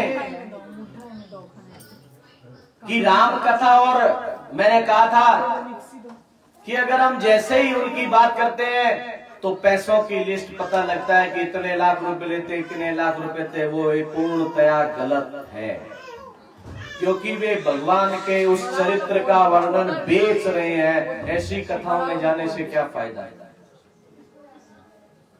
बोले महाराज आप भी तो कथा कर रहे होंगे, आप भी नाटक कर रहे होंगे, बातें सामने तो कुछ कर रहे हैं, बता तो हमें ज्ञान दे रहे हैं, खुद क्या कर रहे हैं तो आपके सामने है। अरुणा और अमित दोनों बैठे, इनको पूछ लीजिए। मैंने इनको स्पष्ट रूप से मना किया था कि मैं भागवत करने का 1 रुपए भी किसी से नहीं लेता हूं, आज तक ना लिया, ना आगे लूंगा कभी भी। कभी भी आपको पता चल जाए कि जितेंद्र जी बातें करते तो बड़ी बड़ी थी कि भागवत के पैसे नहीं लेते हैं और इन्होंने अपनी लिस्ट दे रखी है, कभी नहीं। आप इनको पूछ सकते हैं और मैं इस व्यास गति पर बैठकर आपको विश्वास पूर्वक कह सकता हूं कि वास्तव में मैं अगर भगवान को मानता हूं तो मेरी बात झूठ नहीं है। मैं किसी से भी 1 रुपया नहीं लेता। ये नहीं है कि वो अपनी श्रद्धा से दे दे, नहीं, उनको मना कर देता हूं। मैंने भागवत जो ज्ञान है उसको बेचना नहीं है, मुझे प्रदान करना है। चाहे वो 4 आदमी हो और चाहे 10 हो, चाहे 10,000 हो, मुझे कोई फर्क नहीं पड़ता। तो ऐसी सत्संग में हमें जाकर कहीं पर भी वैसा ज्ञान प्राप्त करना नहीं है। इष्टम दत्तम तपोजप्तम वृतम यच्चात्मनः प्रियम दारान सुतान ग्रहान प्राणान यत् परस्मै निवेदनम। देखिए कितनी सुंदर बातें गुरु से सीखने के लिए कहा है। जो कुछ यज्ञ करो, दान करो, तपस्या करो, जप करो, सदाचार का पालन करो, जो कुछ आपके मन में प्यारा लगे, अपनी पत्नी, पुत्र, अपना घर, अपने प्राण तक का त्याग, प्राण तक का सब भगवान को निवेदन कर दो। परस्परानुकथनम पावनम भगवद्यस्सः मिथो रति मिथस्तुष्टेर निवर्तिर मिथा आत्मना। आपस में मिल बैठकर हमेशा भगवत चर्चा करो, बेकार में अपना मूल्यवान समय करके इधर उधर की दूसरों की बातों का मैं समय, घटिया बातों में समय न गंवाकर केवल भगवान का स्मरण करो। मंदिर भी जाना हो इसलिए कि वहां 4 औरतें मिलेगी और उनसे उनका हाल पूछा जाएगा कि तुम अपने घर की बताओ और मैं अपने घर की बातें बताता हूं। हमें मंदिर भी इसलिए जाना नहीं है। मंदिर हमें किस लिए जाने के लिए प्रेरणा दी गई थी? घर में बैठकर ही पूजा पाठ कर सकते हैं। घर में मंदिर जा क्या होगे, घंटा 2 घंटा खराब होगा, घर में बैठकर माला फेर लीजिए। वहां इसलिए जाते हैं कि वहां दर्शन भी होगा और अपने प्रिय लोग जो हैं वो भी मिलेंगे। लेकिन वहां जाकर इधर उधर की बातें करनी और उनके कान से सुननी, आपके घर में क्या हुआ, आपकी बहू ने क्या कहा और आपके परिवार वालों ने क्या कहा। ये बात मैं हमेशा घर में रोज नियमित कहता हूँ कि मंदिर जाना है और तुम्हें इधर उधर की बातें लेकर आना है और कुछ काम नहीं है। लेकर आना है और मुझे सुनना पड़ता है कि आज वहां हो गया या आज यहां हो गया। आप पूछ सकते हैं, मैं स्पष्ट रूप से मना करता हूं कि इस बातों में मेरा कतई इंटरेस्ट नहीं है। तो भगवान ये कहता है कि मूल्यवान समय पर कभी भी घटिया बातों में न गंवाकर मात्र भगवान का स्मरण करो। मिथा रति ही, अरे धीरे धीरे बोले, परस्पर होड़ मत करो, कभी भी प्रेम करो। अगर सत्संग होता है कहीं पर भी यह मत कहो कि यह सत्संग हम लोगों से अच्छा नहीं था, उस कथा में कुछ नहीं। कभी भी ऐसी परस्पर तुलना मत करो। मिथा तुष्टि, एक दूसरे से मिलकर संतुष्ट होवो और परस्पर मिलकर अपने मन को सांसारिक भोगों से हटाकर भगवान की भक्ति में लगाओ। इति भागवता नाम धर्मान शिक्षण भक्त्या तदुत्थया नारायण परो माया मंजस्तरति दुस्तराम। इस प्रकार अपने गुरुदेव के पास रहकर जो भक्ति धर्म की शिक्षा प्राप्त करता है तो उसमें एक अलौकिक पराभक्ति का उदय होता है और उस भक्ति से वह नारायण पारायण हो जाता है। जब नारायण कौन है, क्या है, कैसा है, ऐसे तत्व का ज्ञान हो जाता है तो इस जीवन रूपी मोह माया को पार करके वह तर जाता है। तो सदगुरु से हमें यह शिक्षाएं ग्रहण करनी चाहिए।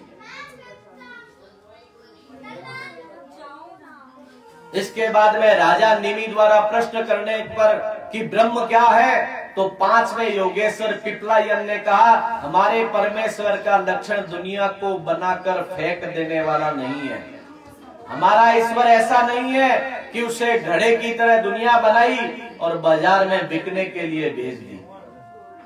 घड़ा बनाया और बाजार में बोल दिया कि इसको बेच दो। पिपलायन जी ने आगे बताया कि जब हृदय शुद्ध होता है तभी ब्रह्म का साक्षात्कार होता है।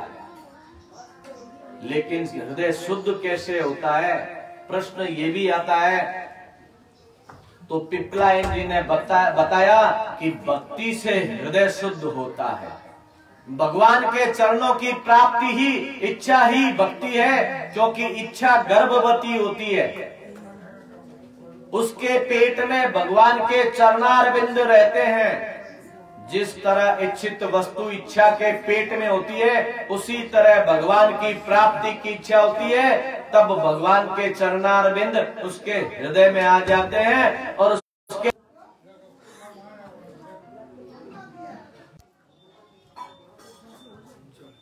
जब राजा निमि ने कर्म संबंधी प्रश्न किया और जिसका उत्तर छठे योगीश्वर आविर्होत्र जी ने देते हुए कहा कि राजन, इस संसार में कर्म अकर्म विकर्म को समझना बड़ा कठिन है। इनको या तो भगवान जानते हैं या भगवत तत्व का अनुभव करने वाले महात्मा लोग जानते हैं। इसी कारण भगवान कभी भी खरा खोटा नहीं देखते। जो उनकी शरण में आ जाए उसको स्वीकार कर लेते हैं। कोटि विप्र बदला गई जाऊं, आए शरण तजो नहीं ताऊं। जो शरण में आ जाता है भगवान की, उसको वह कभी भी त्यागते नहीं है। तुम जिस दृष्टि से पाप और पुण्य को मापते हो, उस दृष्टि से भगवान नहीं मापते। इसके पश्चात राजा निमि ने भगवान के अवतार के संबंध में पूछा। तब 7वें योगीश्वर दुर्बिल ने कहा कि राजा, अवतार माने होता है सोपान। सोपान किसको कहते हैं? सीढ़ी को। ऊपर चढ़ने के लिए सीढ़ी भी चाहिए और नीचे उतरने के लिए भी सीढ़ी चाहिए। ब्रह्म सरोवर में उतरने के लिए जब आप भगवान के अवतार का अनुसंधान करेंगे, तब आपको ब्रह्म का साक्षात्कार हो जाएगा। योगीश्वर दुर्बिल ने भगवान के विभिन्न अवतारों का वर्णन किया। उसके बाद में राजा निमि ने यह प्रश्न किया कि जिनकी कामनाएं शांत नहीं है और इंद्रियां बस में नहीं है और जो भगवान का भजन नहीं करते, उनकी क्या गति होती है। इसका उत्तर देते हुए 8वें योगीश्वर चमस ने बताया कि देखो राजा, भगवान का भजन न करना, उनकी भक्ति न करना मनुष्य का सबसे बड़ा भारी अपराध है। इस संसार में जितने भी ब्राह्मण, क्षत्रिय, शूद्र, वैश्य या ब्रह्मचारी, गृहस्थ, वानप्रस्थ, सन्यासी, वे सब के सब भगवान के एक ही अंग से पैदा हुए हैं। कोई भी ना छोटा है ना बड़ा है। कहते हैं कि जिस मनुष्य की कामना शांत नहीं होती, इंद्रियों पर जिसका नियंत्रण नहीं होता, वह अपनी ही पूजा में और अपने ही स्वार्थ में लगा रहता है और अपने माँ बाप को, स्वामी को, आत्मा के स्वरूप को भूल जाता है। उसकी प्रवृत्ति हिंसा में, स्त्री सहवास में, द्युत में, जुए में हो जाती है और इसी से उसका पतन होना शुरू हो जाता है। इसलिए सावधान होकर भगवान की उपासना हमेशा करनी चाहिए और भगवान की आराधना करने के लिए भगवान का ज्ञान होना भी आवश्यक है। राजा निमि ने जब प्रश्न पूछा कि किस काल में किस रूप में भगवान की पूजा करनी चाहिए, हर चीज का आंसर है भागवत में। तो इसका उत्तर नव योगीश्वर करभाजन ने इस प्रकार दिया कि राजन, सतयुग, त्रेता, द्वापर और कलयुग, ये 4 युग हैं। इन्हें में भिन्न भिन्न रूपों का भगवान का अवतार होता है, लेकिन कलयुग में लोग भगवान के नाम, गुण और लीला आदि का कीर्तन करते हैं। तुलसीदास जी ने कितनी सुंदर बात बताई है। कलयुग केवल नाम आधारा, सुमेरे सुमेरे नर उतरई पारा।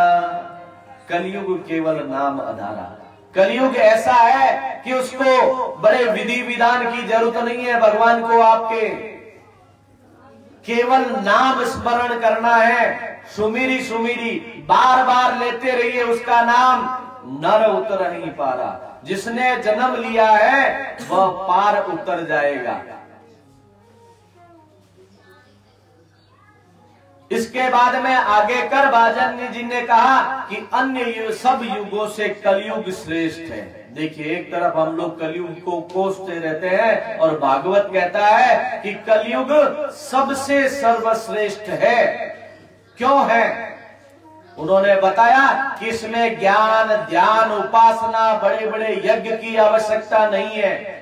इसमें तो केवल भगवान के नाम का संकीर्तन करो, उससे सब कुछ मिल जाता है। इस प्रकार जब नारद जी ने नव योगीश्वरों का पूरा प्रसंग पूरा किया, तब उनके द्वारा वर्णित तत्व ज्ञान का श्रवण करके देवकी और वासुदेव जी विस्मित हो गए और उनका मोह निवृत्त हो गया। इसके बाद में प्रसंग आता है भागवत में कि भगवान श्री कृष्ण के पास ब्रह्मा जी देवता है। उन्होंने यह प्रार्थना की कि प्रभु, जिस कार्य के लिए हम लोगों ने आपसे प्रार्थना की वह पूरा हो गया है। यदि आप उचित समझते हो तो अपने धाम पधारे।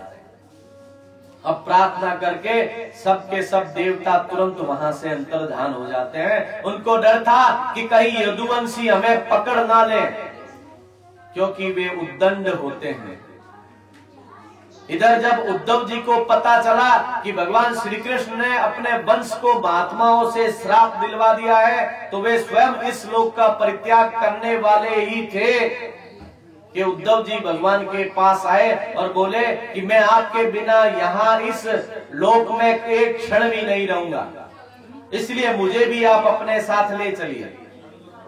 लेकिन भगवान का संकल्प यह था कि उद्धव जी यहाँ रह जाए और उनके द्वारा, किनके द्वारा? उद्धव जी के द्वारा मेरे यानी भगवान के ज्ञान का प्रसार होता रहे और मेरे ज्ञान की, भगवान के ज्ञान की परंपरा चलती रहे। इसलिए भगवान की प्रेरणा से ही उद्धव जी का मन तुरंत बदल जाता है और वे बोले, मैं तो आपका हमेशा उतरा हुआ कपड़ा पहनता हूँ, आपकी जूठन खाता हूँ और आपके पास सोता जागता उठता बैठता हूँ, फिर मैं आपके बिना कैसे रह सकूंगा। भगवान ने उद्धव जी को समझाया कि तुमने जो निश्चय किया है बिल्कुल ठीक है, मैं अवश्य जाने वाला जरूर हूं, लेकिन तुम मुझ में मन लगाओ और मेरा भजन करो। देखो उद्धव, यह जो संसार है वो मन का विलास है। जब मनुष्य का मन चंचल होता है तब उसमें अनेकताएं दिखती है। जब मन वही मन एकाग्र होता है तब वो अनेकताएं दिखाई नहीं देती है। इसलिए सब कुछ मनोमय है, मन का भ्रम है, माया है और यह सब अविनाशी है। इसके चक्कर में कभी भी नहीं फंसना चाहिए। उद्धव, जो मनुष्य दोष और गुण दोनों से परे है उसका आचरण बालक की तरह होता है। वह किसी का गुण समझकर उसको ग्रहण नहीं करता और किसी के दोष समझकर उसका त्याग नहीं करता। उद्धव जी ने कहा, प्रभु आपने जो बताया है यह तो बड़ा कठिन है, इसलिए आप इसका उपदेश इस प्रकार कीजिए कि मैं सुगमता से समझकर साधन कर सकूं। साधन करने के तरीके कैसे हैं, वो उद्धव जी ने कृष्ण से पूछकर आगे पूछना शुरू किया। तब भगवान श्री कृष्ण ने यदु और दत्तात्रेय के मिलन का प्रसंग सुनाते हुए कहा कि राजा यदु ने देखा कि पर्वत की तलहटी पर नदी के तट पर एक हृष्ट पुष्ट महात्मा मस्त पड़ा है, जिसको दुनिया की कोई भी परवाह नहीं है। यदि बोले बाबा सारी दुनिया तो आग में जल रही है और तुम ऐसे हो मानो जैसे गंगा जी में रह रहे हो, बोलो तुम्हारी आत्मा में इतना आनंद कहां से आया, तुम इतने सुखी कैसे हो? तो वो कहता है कि राजन मैं अपनी बुद्धि से 24 गुरुओं का आश्रय लेकर अलग अलग सबसे शिक्षा ग्रहण करके इस जगत में मुक्त भाव से स्वच्छंद विचरता हूँ, खुला घूमता हूँ, जिसको बोल सकते हैं स्वच्छंद। अपनी मर्जी से कहीं ना रोक है ना टोक है, मैं अपनी मस्ती लेता हूँ। मेरे 24 गुरु है पृथ्वी, उससे सहन करने की शक्ति, वायु, आकाश, जल, अग्नि, चंद्रमा, सूर्य, कबूतर, अजगर, समुद्र, पतंग, भौरा या मधुमक्खी मधु इकट्ठी करती रहती है। उससे ये सीखा कि संग्रह करना चाहिए, कोई भी चीज जल्दी से उस चीज को छोड़ना नहीं चाहिए, संग्रह करना भी जरूरी है। हाथी, शहद निकालने वाला, हिरण, मछली, पिंगला वेश्या, कुरर पक्षी, बालक, कुंवारी कन्या, बाण बनाने वाला, सर्प, मकड़ी, भृंगी कीट, इन सब से मैंने कोई न कोई शिक्षा जो है ग्रहण की है। मैंने पृथ्वी से क्षमा सीखी, क्षमा कर दो, सहन कर लिया। हम लोग कर ही रहे हैं। इस भूमि पर न जाने 168, 70, 200 से ऊपर मानव की बिल्डिंगें बनानी शुरू कर दी, फिर भी क्षमा कर रही है। वो हमें आकर बार बार हमें संकेत कर रही है, हर 100 साल बाद संकेत करती है। 2020 में भी उसने हमें संकेत किया है कि प्रकृति से छेड़छाड़ मत करो, अपने विज्ञान के ज्ञान को अपने पास रखो, जिन लोगों को वो अच्छा कर सके वहां तक सीमित रखो, हर चीज को मत छेड़ो, वरना पूरी दुनिया कितनी अभी संकट में घिर गई थी। उन्होंने एक छोटा सा वायरस खुद घर में पैदा कर लिया। पृथ्वी से क्षमा करना सीखो। हमने बिल्डिंगें बना रखी 80, 90, 100 कितने कितने तल्लों की है। मैं गया था दुबई तो वहां देखा 100 कुछ बुर्ज खलीफा, माथा खराब हो। 1 मिनट में 124वें तल्ले पर 1 मिनट में खाली, इतनी फास्ट लिफ्ट। तो पृथ्वी पर ही तो बना रखी है हमने, उसके लिए हमने उसका कितना दोहन किया होगा। मट्टी बनाने के उसे मिट्टी चाहिए, उसमें चाहिए तो वो हमने वहीं से प्राप्त की है। नदियों के किनारे से, पर्वतों से पत्थर काट कर हमने उनका बिल्डिंगों का निर्माण किया है। वायु से असंगतता सीखी है, वो अकेले ही घूमती है, किसी का संग नहीं करती है। आकाश से व्यापकता सीख रही है, बड़ा बनना सीखिए। आकाश कितना बड़ा, उसका कोई छोर नहीं है, बड़ा बनिए। जल से तृप्ति दान करना सीखा। बहुत प्यास लगी होती है, 1 गिलास भी पी ले पानी तो कितनी तृप्त होती है आत्मा, मजा आ गया कि हमें पानी मिल गया, ये बहुत देर से प्यास लगी थी। अग्नि से सब कुछ जला देना सीखा है, किसी को छोड़ो मत। इसीलिए तुलसीदास जी कहते हैं, राजा जोगी अग्नि जल इनकी उल्टी थी, परशुराम जी डरते रहे हो इनसे पड़ा लेना प्रीत।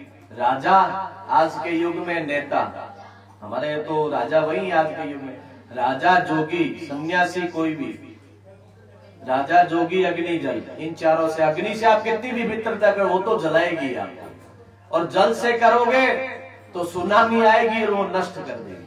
तो इन चारों से दूर रहिए। राजा में जितने भी नेता, पुलिस, आप कह सकते जो अधिकारी हैं, उनसे जयराम जी के हाथ जोड़िए, बस इतना करके आपका काम है, हम उनसे जितना होता है उतना कर दीजिए। क्योंकि जब विपरीत होते हैं तो वही उनकी खाल खींच लेते हैं। तो ये सब चीजें हमारे सनातन संस्कृति में सीखने लायक बातें हैं। अब अगर हम उनका अनुसरण करते हैं तो हमें कभी भी तकलीफ नहीं होगी। तो उन्होंने कहा कि मैंने कबूतर से ये सीखा कि कबूतर ने अपने परिवार के साथ मोह किया। उस मोह के कारण कि मैं 4 दाने उठाकर ले आता हूं और उसके चक्कर में वो उस जाल में फंस जाता है और उसे मरना पड़ता है। यह भी देखा कि हाथी कैसे स्पर्श से फंसता है और मछली कैसे चारे के चुंगल में फंसती है। मधुमक्खियों द्वारा इकट्ठा किया मधु किस प्रकार इकट्ठा तो उसने किया और छिन जाएगा कौन। मैं हमेशा एक बात कहता हूं कि दुनिया का सबसे बड़ा दानवीर कौन। आपने कथा में सुना, उससे बाहर की बात करिए। हमने कहा था कि सबसे बड़ा दानवीर बलि और उसके बाद कर्ण दुनिया के सबसे बड़े दानवीर हुए थे। इससे हटकर बात करेंगे तो आप बता सकते हैं क्या कि सबसे बड़ा दानवीर कौन। सबसे बड़ा दानवीर कंजूस आदमी, जिसने हर कंजूसी की सीमाओं को तोड़कर एक एक पैसा इकट्ठा किया और जाते समय मरना तो उसे भी ये लेकर वो भी नहीं गया। क्योंकि जब धीरूभाई अंबानी भी अमराब के पास पहुंचे होंगे तो उन्होंने कहा था मेरे पास इतने लाखों करोड़ रुपए। बोले महाराज वो नीचे ही चलते हैं, हमारे ऊपर नहीं चलते, ये नीचे ही छोड़ दो। तो कंजूस आदमी जीवन भर कंजूसी में रहकर अपने शरीर को तोड़कर पैसे इकट्ठे करता है और उनके बेटे पोते हैं जो उस पैसों का आनंद लेते हैं। तो दानवीर हुआ ना, वो दान करके ही गया है। सारी की सारी जमा पूंजी उसने वर्षों तक मेहनत करके छुपा के रखी थी, किसी को ढीला भी नहीं दिया और बाद में देकर सबको चला गया। इस प्रकार वो कहते हैं कि मैंने शेष गुरुओं से भी कुछ न कुछ सीखा है। दत्तात्रेय जी महाराज इन 24 गुरुओं का वर्णन करते हुए बता रहे हैं कि मनुष्य यदि सावधान रहे तो वह हर चीज से सबक ले सकता है। इसलिए बुद्धिमान मनुष्य को ऐसी दृष्टि रखनी चाहिए कि जब वो वहां जाए जो भी देखे उससे कोई ना कोई चीज शिक्षा ग्रहण करने की कोशिश करे। उसके साथ अनुचित हो जाए तो ध्यान रखे कि ये चीज क्यों हुई, वहां से वो शिक्षा ग्रहण करना ही हुआ। इसके बाद में भगवान श्री कृष्ण ने उद्धव से कहा कि देखो धर्म का पालन हमेशा उद्देश्य पूर्वक होना चाहिए, बिना उद्देश्य के धर्म का पालन नहीं करना चाहिए। उसमें कर्ता अधिकारी होना चाहिए। ये मेरा धर्मपत्नी जी का प्रिय लाडला बेटा है, मेरे वीरेंद्र कुमार आचार्य मेरा बेटा है। वो इतने दिन बाद अमित के कहने पर बार बार निवेदन करने पर आ गया है। उन्होंने कहा था कि कर्म का विधान होना चाहिए, कैसे करना है नहीं करना चाहिए उसका विधान होना चाहिए। भागवत धर्म की विशेषता यह है कि इसके अनुसार सबके रूप में है भगवान और सबकी सेवा के लिए है कर्म। हम लोगों ने क्या हुआ कि कर्म की परिभाषा अनुचित घड़ ली। ज्ञान देने वाले ही हमेशा ये कहते हैं, सब कहते हैं ना जब भगवान का दिया हुआ सब करेगा या भाग्य में लिखा हुआ वो मिलेगा। तब कई जन कहते हैं कर्म करने से मिलता है। अगर कर्म करने से मिलता तो ठेले वाला कभी भी दुखी नहीं रहता, कभी भी रिक्शे वाला दुखी नहीं रहता, कभी भी भार ढोने वाला बेचारा कभी भी भूखा नहीं मरता। जो खेत में हल जोतता है किसान वो कभी भी बेचारा भूखा नहीं मरता। जिसने गेहूं उगाकर हमें खिलाया है असली अधिकारी तो वो है। कर्म तो उसने किया है, जो उसने गेहूं पैदा किया है, हमारे भोजन के लायक उसने आटा बनाया है, वो आगे चलकर ही तो आटा बनता है। तो वो बेचारा भूखा मर रहा है। तो कर्म से ही फल मिलता तो वो ताकतवर होता। भाग्यवान ही हमेशा इसलिए कहते हैं भाग्य अच्छा है या जिसकी बुद्धि तेज है वो उससे लेकर आ रहा है, उसको बाजार में बेचा है तो ये उसका भाग्य ही है। बेचारा मेहनत करने वाला भूखा ही मर रहा है, हर जगह भूखा मर रहा है। मेहनत से घर भी नहीं चलता, ये बड़ों की कहावत है। आप बड़े हैं ये कहते हैं कि मेहनत से हमारा घर भी नहीं चलता है, कुछ न कुछ उल्टा पुल्टा तो करना ही पड़ता है, बिना उल्टा पुल्टा किए कुछ चलेगा नहीं।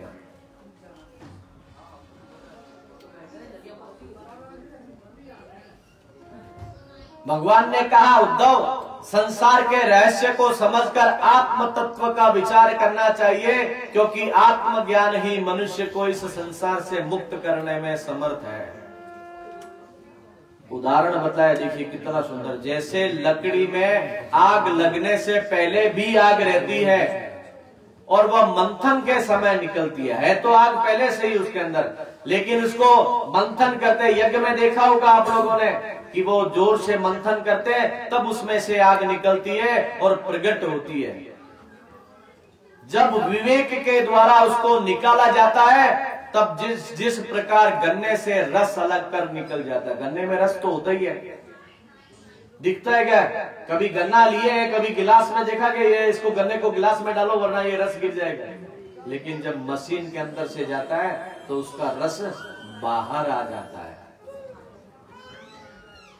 आत्मा में न बंधन है न मुक्ति है, सत्व गुण रजोगुण तमोगुण के जो बंधन है उनके कारण ही बंधन मालूम पड़ते हैं और मुक्ति भी उसी में मालूम पड़ती है। इसके बाद भगवान ने बताया कि देखो उद्धव भाई, यदि तुम मुझको बस में करना चाहो तो सुन लो, न रोदयति माम योगी न सांख्यम धर्म एवच न स्वाध्याय तपस्तागो निष्ठा पूर्णतम न दक्षिणा।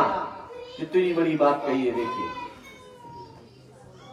मैं योग भोग से किसी के वश में नहीं होता, सांख्य धर्म स्वाध्याय तप और त्याग और दक्षिणा से भी मैं किसी के वश में नहीं होता।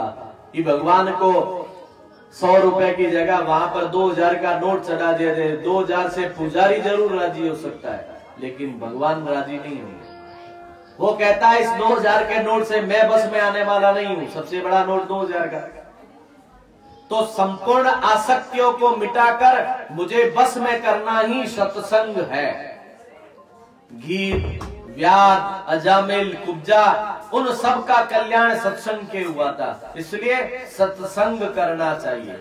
एक बार सनकादि ऋषि जो थे ब्रह्मा के पास गए, सनकादि जन्म से ही सिद्ध थे, उनको बिना गुरु के भी ज्ञान प्राप्त था।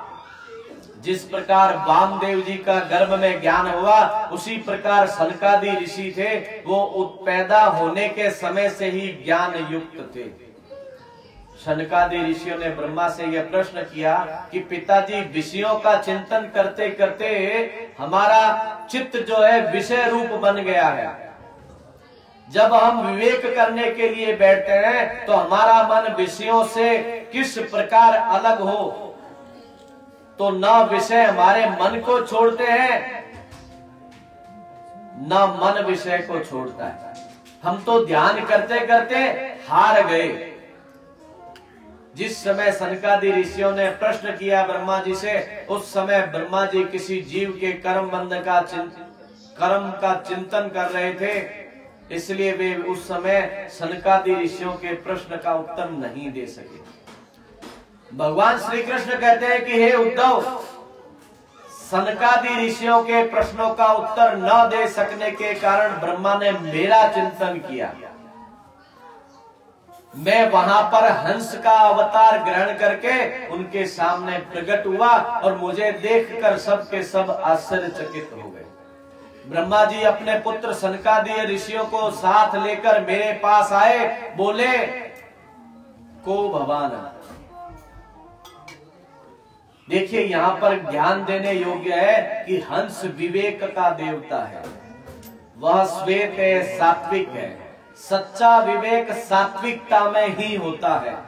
रजोगुणी विवेक मलिन होता है और उसमें वासना का पुट लगा रहता है, और तमोगुणी तो उसमें विवेक होता ही नहीं है कभी।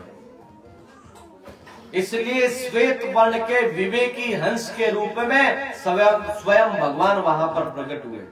भगवान कहते हैं कि जब ब्रह्मा और सनकादि ऋषियों के पूछने पर मैंने उत्तर दिया कि तुम लोग आत्मा के बारे में प्रश्न करते हो या शरीर के बारे में, पहले ये विचार कर लो। शरीर तो पंचभूतों से बने होते हैं, शब्द स्पर्श रूप रस गंध के रूप में इंद्रियों से ग्रहण करते हैं, इसलिए शरीर तो सबके एक है, उनके संबंध में क्या पूछना। फिर भी तुम अपने प्रश्न का उत्तर जानना चाहते हो तो वह इस प्रकार है कि वाणी से जो कुछ बोला जाता है और कान से जो कुछ सुना जाता है और आंख से जो कुछ देखा जाता है वो सब का सब मैं ही हूं। मेरे सिवाय दूसरी कोई भी वस्तु वहां पर नहीं है। मन और विषय दोनों कभी अलग नहीं होते। विषय के साथ अपने को मत मिलाओ, क्योंकि विषय तुम्हारा विनाशी है। जहां तुम मेरे स्वरूप में बैठे कि सबका सब मेरा स्वरूप हो गया। बिनु हरि मिला कृपा मिलई नहीं संता, बिनु हरि कृपा मिला ही नहीं संता। जब तक भगवान की कृपा नहीं होती है तब तक संत मिलते नहीं है। इसलिए भगवान श्री कृष्ण कहते हैं कि उद्धव, इस प्रकार सनकादि को संशय मिटाने के लिए मैं उनके सामने एक संत के रूप में आकर बताया और वहां से अदृश्य हो गया। वास्तव में मेरी भक्ति ही सर्वोपरि साधना है। भक्ति में दो गुण हैं। एक तो जिस अंतःकरण में भक्ति रहती है वह हमेशा, अंतःकरण का मतलब हृदय, जिस हृदय में रहती है उस हृदय को शुद्ध कर देती है और उससे जीव का शोधन हो जाता है। सोने का शोधन करते हैं तो सुनार उसको आग में डालता है, तपाता है, तब ओरिजिनल अलग हो जाता है और खाद अलग हो जाती है। अब उद्धव जी के पूछने पर भी ध्यान कैसे करें, तो भगवान ने बताया कि उद्धव, मनुष्य को ध्यान करते समय सम होकर आसन पर विराजमान होना चाहिए। बैठने का स्थान जो है वो एक जैसा होना चाहिए। उबड़ खाबड़ ऊंची नीची होगी अगर, तो वहां पर आसन कभी भी जमेगा नहीं। फिर जो आसन बिछाए वह भी अच्छा होना चाहिए, समाध होना चाहिए। कभी भी लटक कर, मुंह लटकाकर या मुंह को ऊपर उठाकर नहीं बैठना चाहिए और ओमकार का उच्चारण करके बिल्कुल सीधे बैठना चाहिए। इससे प्रमाद नहीं आता, आलस्य नहीं आता और नींद नहीं आती। ऐसा ध्यान करना चाहिए कि भगवान हमें बड़े प्रेम से देख रहे हैं और मंद मंद मुस्कुरा रहे हैं और हमें अपने हृदय से लगाने के लिए अपना हाथ फैला रहे हैं। हमारे कल्याण के लिए उनके हृदय में बड़ी उत्सुकता है। कई बार कई लोग कहते हैं कि प्रयत्न प्रयास करने के बावजूद भी ध्यान लगता नहीं है। इसका कारण क्या है? इसका कारण यह है कि ध्यान करने वालों का मन दूसरी जगहों पर लगा रहता है। घर में जब पूजा करते हैं, जल्दी से जल्दी वो पूजा करते समय कहते हैं, यार घड़ी देख रहे हैं क्या, जल्दी जल्दी खाना बना, देख दाल जल तो नहीं गई है और मुझे जाना है जल्दी, अभी देख समय हो रहा है, जब बस 10 मिनट में आ रहा हूं मैं। तो उसका ध्यान वहां पर नहीं है, उसका ध्यान उस घड़ी की ओर है कि 10 मिनट के पश्चात उसे क्या करना है।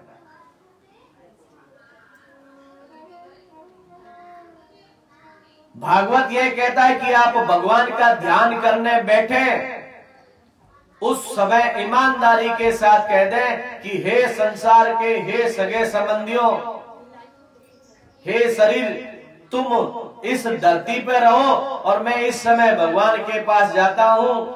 यदि भगवान कहेंगे कि मेरे साथ बैकुंठ चलो, मेरे भीतर समा जाओ, मुझसे मिलो, तो मैं फिर लौटकर तुम्हारे पास नहीं आऊंगा।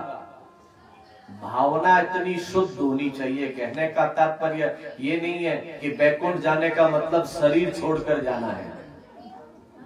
बैकुंठ जाने का मतलब शरीर छोड़कर जाना नहीं है। उस समय भगवान का ध्यान रखें कि भगवान हमें अपने पास बुलाकर अपने पास बिठा रहे हैं।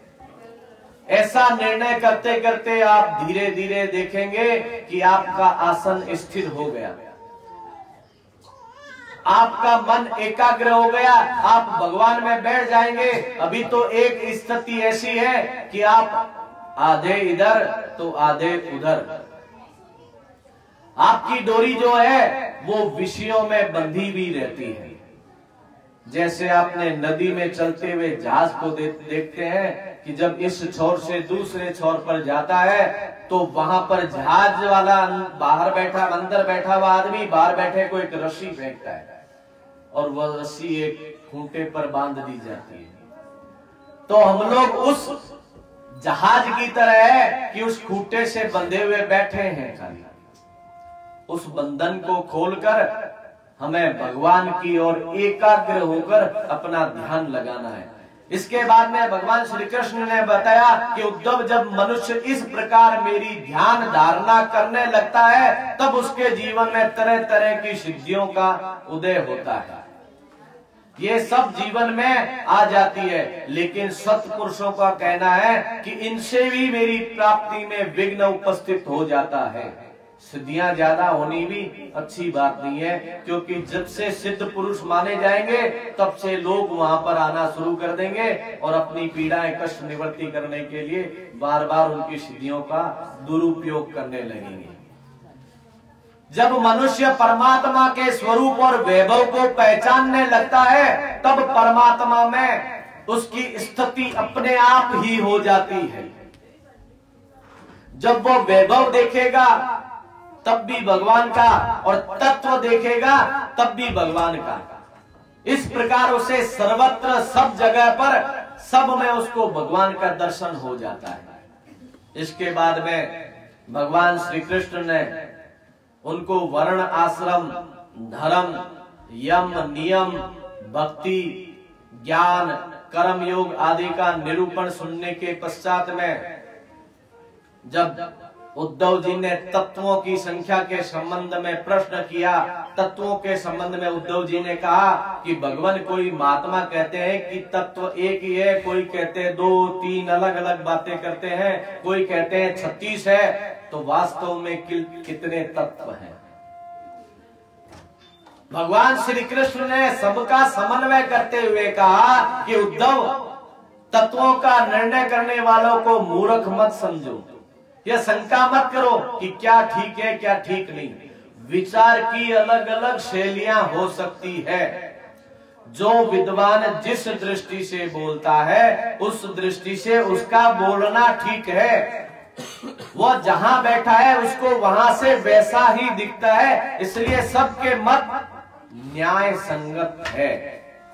जैसे सिक्का, मैं अगर आपको कोई भी सिक्का है उसको दिखाता हूँ, मेरी तरफ सिक्के का दूसरा चेहरा है, सिक्के का दूसरा पहलू आपकी तरफ है, आप कुछ देखेंगे मैं कुछ दूसरा देखूंगा। अब उद्धव जी के पूछने पर कि सांख्य योग क्या है, भगवान कहते हैं, श्री कृष्ण ने कहा, सांख्य माने तत्वों की गणना। दुनिया में जितनी भी शकल सूरतें हैं, चाहे पेड़ की, पौधे की, पशु की, मनुष्य की, दुरात्मा, महात्मा, ग्रह, नक्षत्र, सब के सब पंचभूतों से बनी हुई है। इनसे ही कोटि कोटि ब्रह्मांड बने हुए। पंचभूत बड़ी वस्तु है और ब्रह्मांड इनके सामने छोटे छोटे अंडों के समान है। उद्धव जी के वर्ण आश्रम के धर्म का संबंधी प्रश्न का उत्तर देते हुए भगवान श्री कृष्ण ने कहा कि परमात्मा के स्वरूप में 4 वर्ण और 4 आश्रम बने हैं। इस संसार का ज्ञान कान, आंख, त्वचा, नासिका और जिह्वा की प्रधानता से ही प्राप्त होता है। इसलिए मेरे मुख से, मेरे सिरोभाग से जो ज्ञान जातियां पैदा हुई उनको ब्राह्मण कहते हैं। इसी प्रकार जिनके बाहु में बल है, जो रक्षा करते हैं, उनको क्षत्रिय कहा गया, और जो पालन पोषण और लोगों का पेट बांधने के लिए खेती बाड़ी करते हैं उनको वैश्य कहा गया।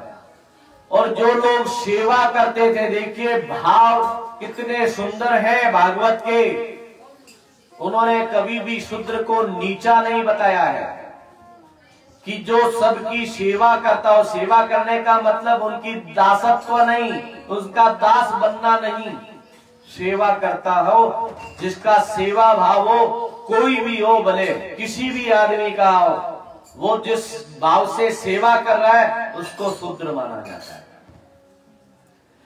यदि कोई कहे शरीर के ये 4 अंग है, मस्तिष्क, बाहु, पेट और पैर,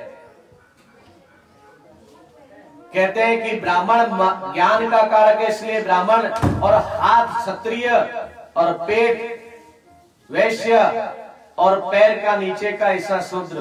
तो इसका मतलब ये नहीं है, उन्होंने कहा था कि चारों बिना एक दूसरे के कोई भी पूरा एक पूर्ण आदमी नहीं बन सकता।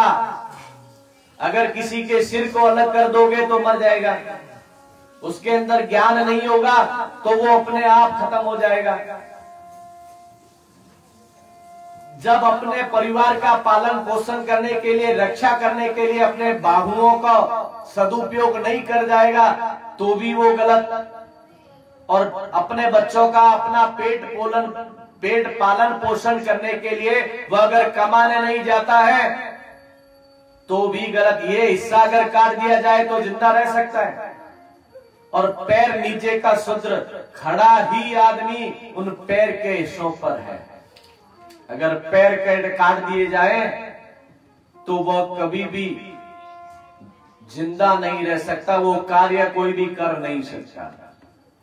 तो जब तक हम इस सनातन भूमि पर चारों मिलकर साथ नहीं रहेंगे तब तक हमारा सनातन धर्म कभी भी बच नहीं पाएगा।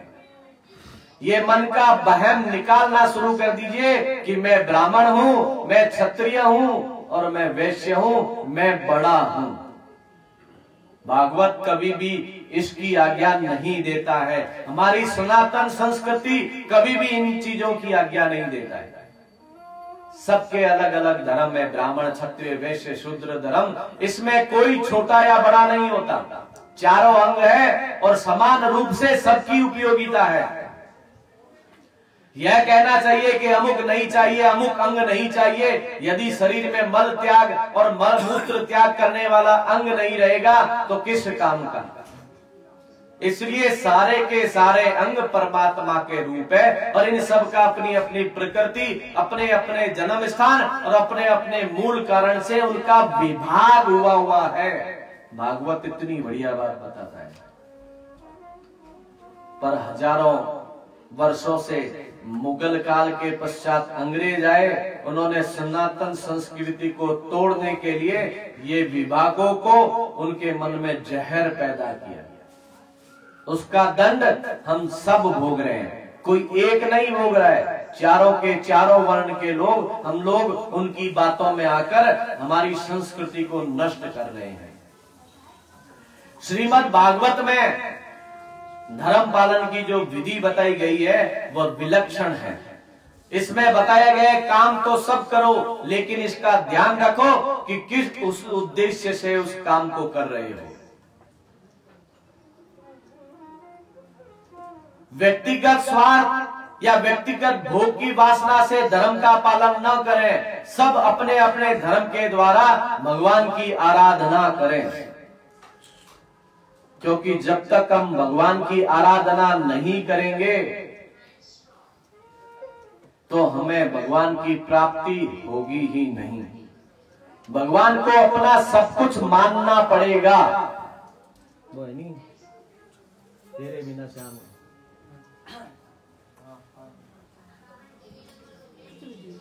बहुत देर से ज्ञान की बातें सुनने, थोड़ा सा हंसी और भगवान का ध्यान सत्संग के माध्यम से करते करते भजन के माध्यम से भी कर लेते हैं तो उचित रहेगा। नहीं तो कहेंगे आप व्यास गति पर बैठकर आज तो इनके मन में क्या हुआ, ज्ञान ही ज्ञान दे रहे हैं।